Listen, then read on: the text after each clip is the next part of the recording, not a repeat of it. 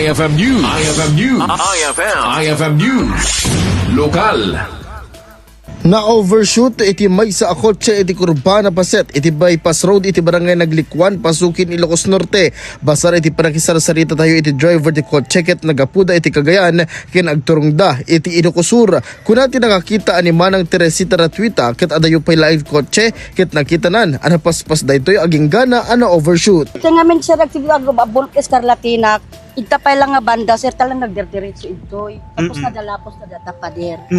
Istay kuan sir, ag karaya kung ag nervyos ako tamay may sakpay lang.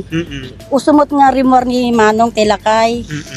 Amukot na kasapay jay bakit na.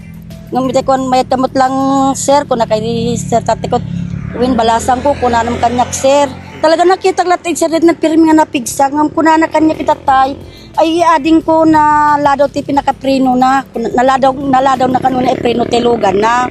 Ngunti ko na kanamot ni bakit na sir, diya ka na palang Cagayan, madama ka nung nagsaksakit til na, batok na.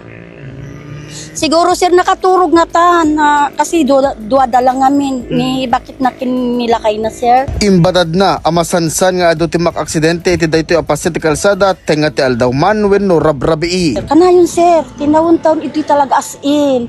Marami ito nahulog. Itapay ni sir ni ditapay ti taluno data anak ko madurduro di kitay pagay. Malutlot-lot.